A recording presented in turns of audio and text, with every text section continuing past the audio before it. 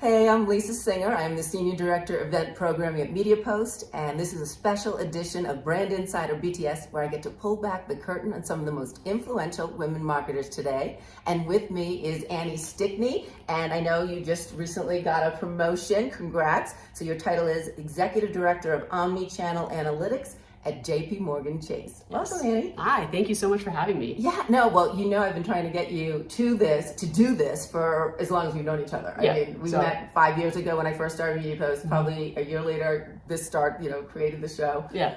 And you've been turning me down left and right.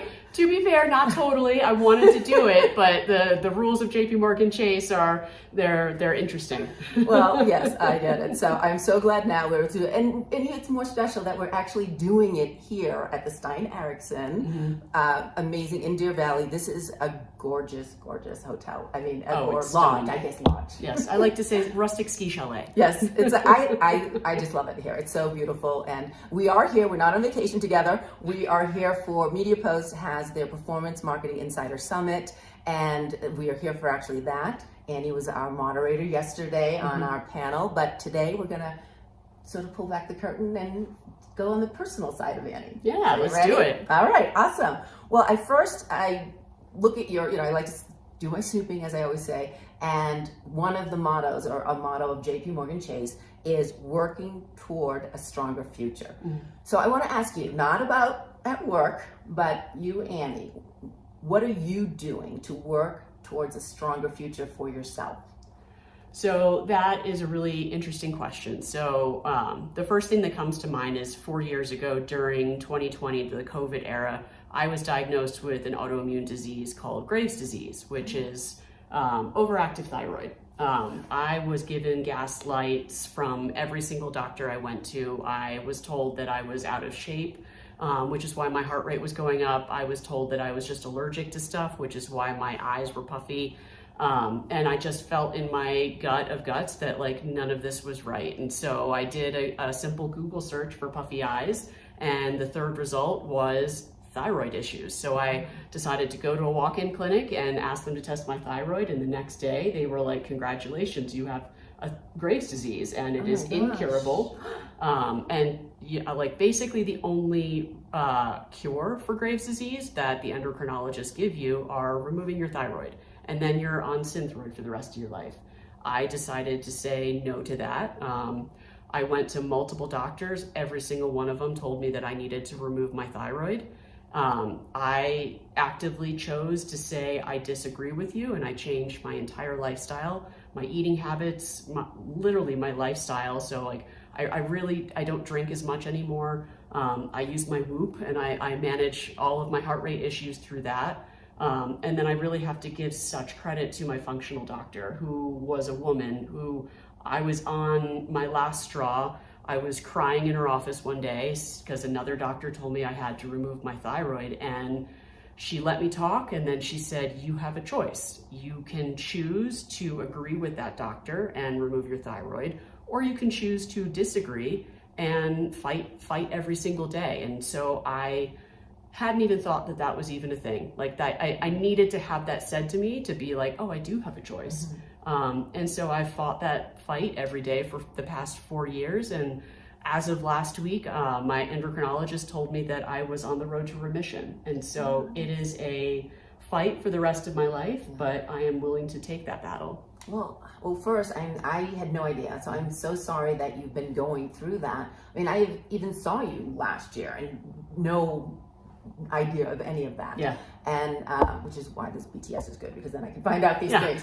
But the fact, I'm happy for you that you're in remission, and I am so proud of you that you advocated for yourself. I think women don't do that enough. I mean, it's just, I know I don't, and you try to, I think especially when you hear that incurable, and it's like, no, wait, we're not used to hearing that. I mean, I'm not getting, I heard it for my lungs. Like I was just like, what are you talking about? And they weren't, this male doctor, and he didn't want to move forward. And again, you just have to kind of keep pushing forward. And like, what was in you to do that? I know you got the advice from this one really amazing doctor, but also it's not easy for you to do. Like, what do you think you had to pull out of yourself to get the strength to actually do this and fight for yourself? I am probably pretty lucky with my family. We come from a long line of badasses.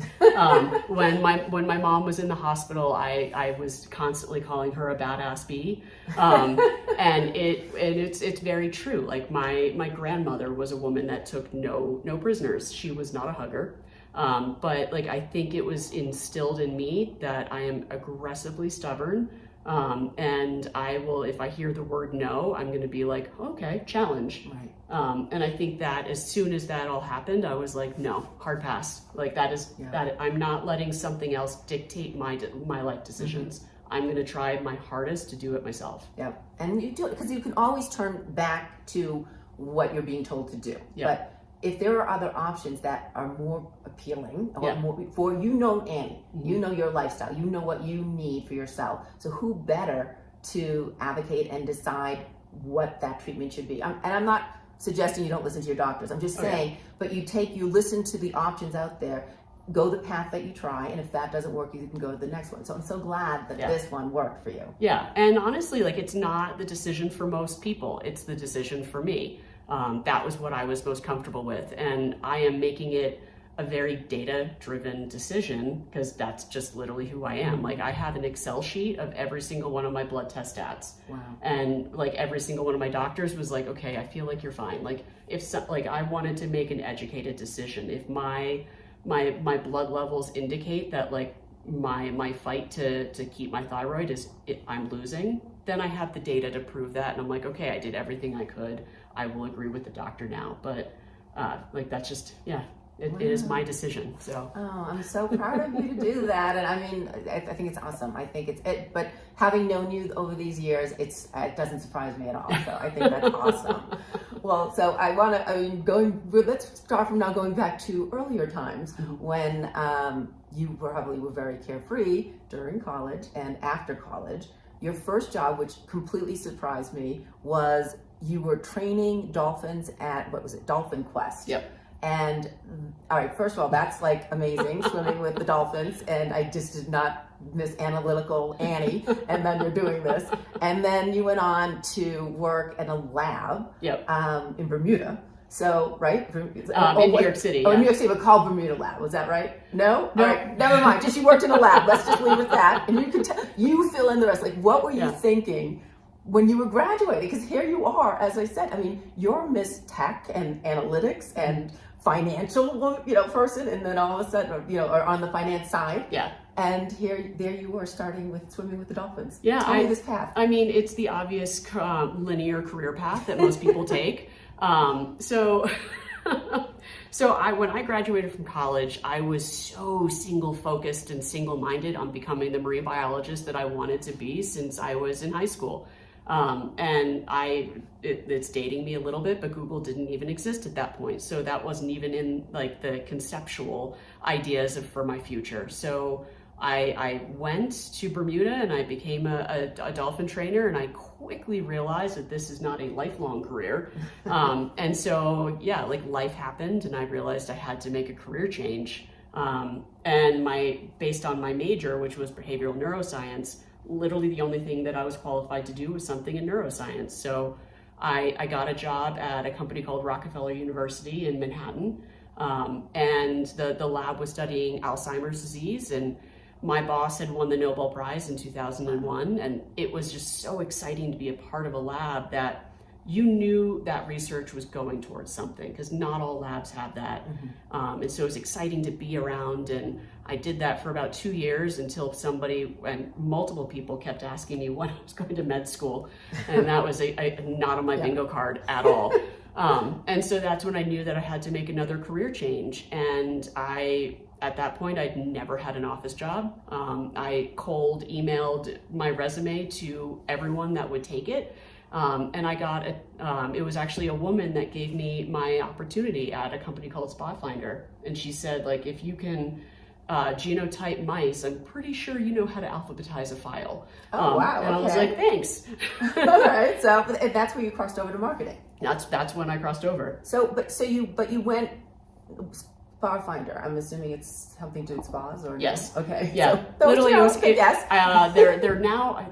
it's no longer a spa finder as it is right now. They used to have gift cards that you could use at any spa in the world. And I thought to myself, I like a good massage. I was happy to work there. Okay, all right, so I'm not far off.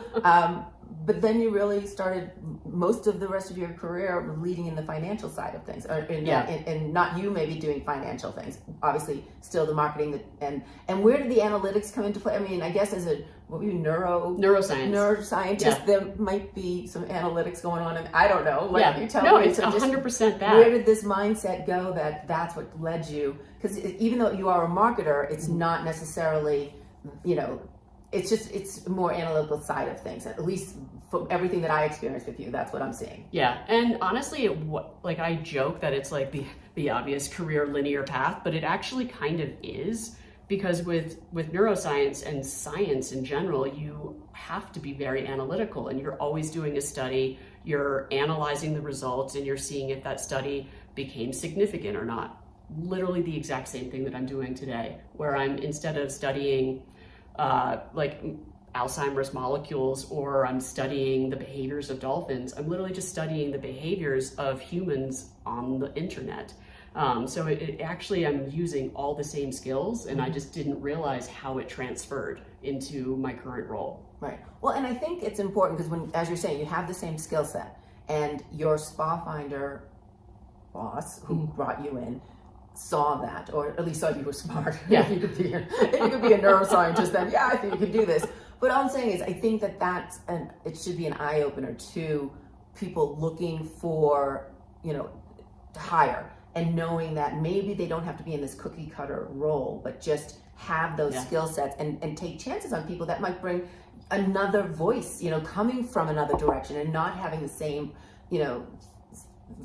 voice said, that you're hearing if everyone had the same path. And what do you think of that? I mean, when you're hiring, you're now in a position to hire, would you look at people differently? Like, say they 100%. swim with dolphins, are you going to give them a chance? Yeah, 100%. Yeah, and I do a lot of interviews at JPMorgan Chase for a lot of the rotational interns. A lot of them are just out of college, and they're so focused on getting a job at a big company. And I take it amongst myself to tell them, one, you have fantastic experiences, you are amazing at what you do, but also I kind of take from my own experience and I always tell them, just because even if you don't get this job, be open to other things. And I always talk about my own career linear progression and give them that example of a tangible example of saying, just because you want to have a role here doesn't mean that you can't make a total career change. I've made 3 career changes in my life,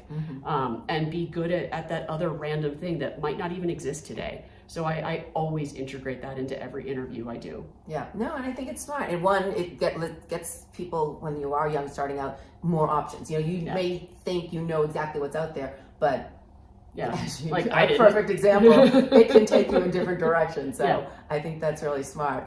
I have to ask you, so when people meet you for the first time, what's one thing they might get wrong about you? So if people don't know me and they don't know my background, I always get the assumption that I don't know what I'm talking about. And it started from a really early age. So when I was a little kid, I had a lot of trouble in school. I have ADHD and dyslexia, but they didn't know that at the time. It was in the 80s. But what they did is they did give me an intelligence test, and they messed up that intelligence test, and they actually labeled me as slow. Really? And so I was always put in kind of the slower kids classes. She needs extra help and extra time, and you're not an idiot. I knew that I was being coddled in the corner because there was honors classes, there was the regular classes, and then there was the classes that I was in that had 5 kids in it. And we were going through maybe 3 chapters of the Latin book instead of the whole book. And we kind of just knew. Right. And it really ingrained the stubbornness in myself, to try and almost overcompensate, to be no, I am intelligent, I'm not slow. And it's really shaped who I am. So I went to the boarding school I did, not because I liked it, but because my advisor told me I wasn't smart enough to get in. And seriously? So I said, F you. Not only did I get in, I graduated with honors. Wow. And like, there's a reason why like somebody like that chose neuroscience as their job, as their major. That's what you say when you're comparing someone to the smartest person in the room. Yeah. You're a neuroscientist. Yeah. I'm like, cool. No. So like, I've struggled with that mentality, and it happened again in the workplace. Like, just because I am a woman in the room, people assume that I don't know a lot.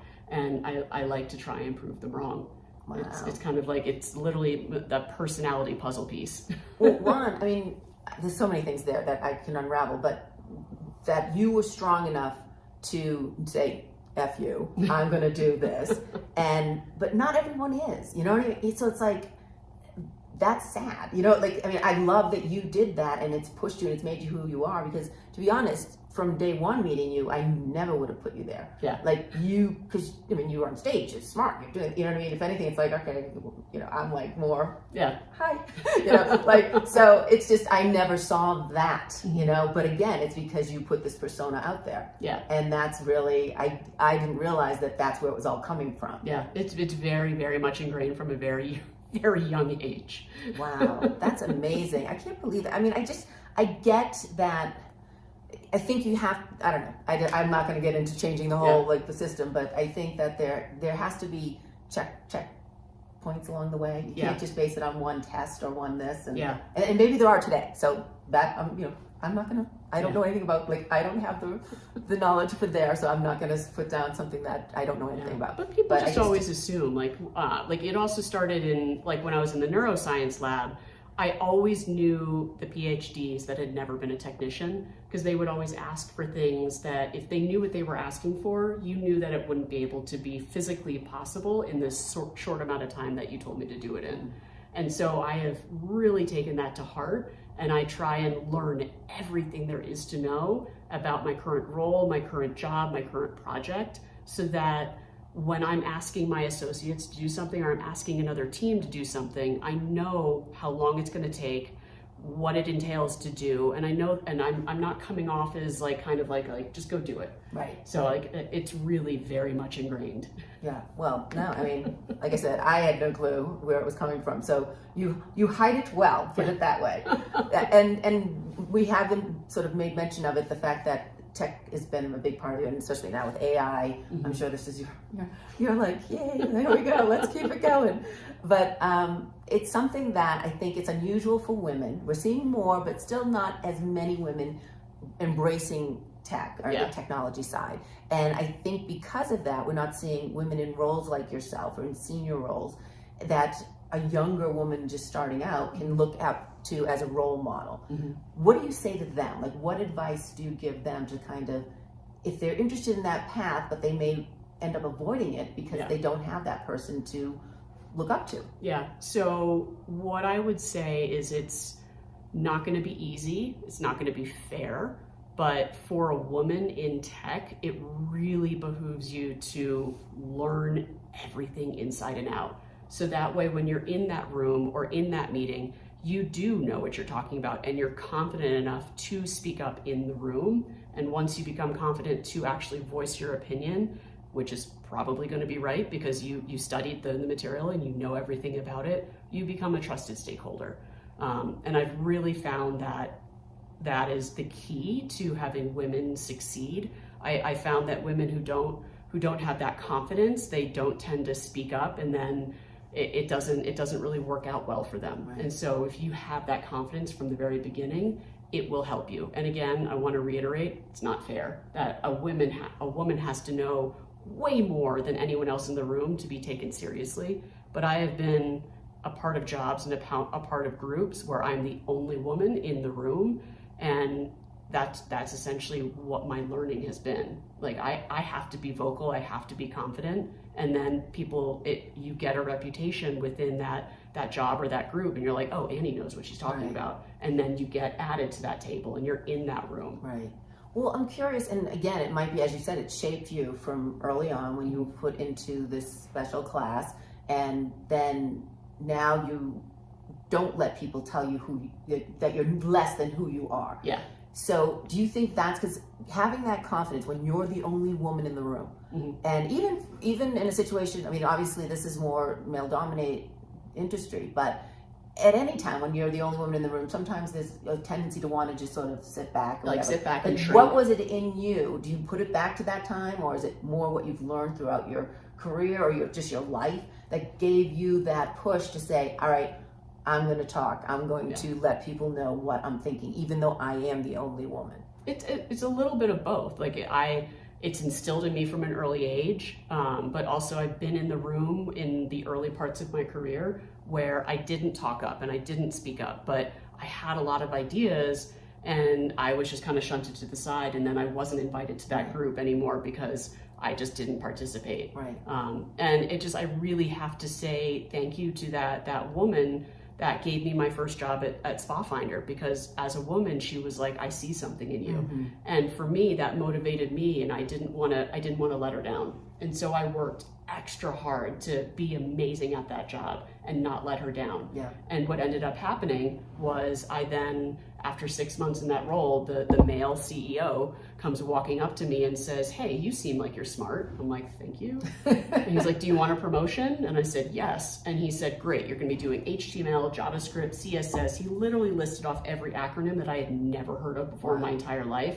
And I said, great, let's do it. And I went back to my desk and I Googled what is HTML and I taught it all to myself. And then within a year of being in that role, I became the leader of that group. And so that experience really shaped how I work in the future. And I know that I have to be a go-getter. I know I have to know everything and speak my mind, and then the results kind of prove for themselves. Yeah. No, I think that's amazing. And I do think it's something that, everyone needs to, find their voice and be able to speak up but have the backup, the stuff. Don't just speak because you do. I know a lot of those who just like to be the one heard in the room, and they're not necessarily like they tap you on the head. They're like, go away. Yeah, you're a little girl, and I'm like, no.